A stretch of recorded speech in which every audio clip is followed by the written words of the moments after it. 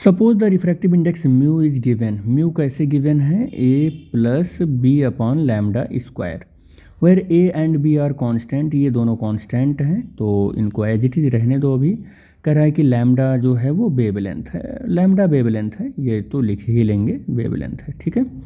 कह रहा था dimensions of b is the same as that of. कह रहा है कि बी का डायमेंशंस बताना है। तो किसी एक फिजिकल क्वांटिटी का दूसरे फिजिकल क्वांटिटी में जब कभी भी एडिशन करते हैं या सब्ट्रैक्शन करते हैं तो ज़रूर हमें ये पता होना चाहिए कि इसका जो डायमेंशनल फार्मूला होता है, यानी इस स्टेप के डायमेंशनल फार्मूला और यूनिट के बराबर होगा। और ये दोनों ऐड होकर इसके बराबर आया हुआ है तो सिंपली या ओबियसली हम ये कह सकते हैं कि बी अपॉन लैम्डा स्क्वायर का डायमेंशनल फार्मूला म्यू के डायमेंशनल फार्मूले के बराबर होगा।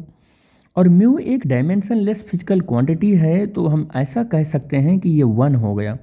B upon lambda square equal to 1, यानी कि lambda square is equal to, यहाँ पर देखो ऐसा लिख सकते हैं बी।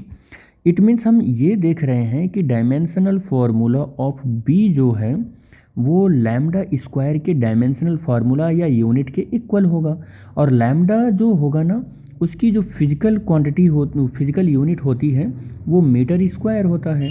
तो हम ऐसा कह सकते हैं कि यूनिट ऑफ बी जो है वो मीटर स्क्वायर है और डायमेंशनल फार्मूला ऑफ बी जो है वो m⁻0 l की पावर 2 और t टू दी पावर 0 है। या आप इसको ऐसे डायरेक्टली लिख सकते हो l की पावर 2। आप ऐसा भी तो लिख सकते हो कि डायमेंशनल फार्मूला इसका कैसा आया है, डायमेंशनल फार्मूला इसका कैसा आया है, डायमेंशनल फार्मूला इसका आया है फार्मूला सेम एज एरिया आया है, सेम एज एरिया आया है। मतलब बीटा बी का जो डायमेंशनल फार्मूला आया है वो एरिया के बराबर आया हुआ है। तो आपका जो आंसर होगा इस क्वेश्चन का वो एरिया हो जाएगा, ठीक है, एरिया हो जाएगा, ये नहीं होगा, ये भी नहीं होगा, ठीक है।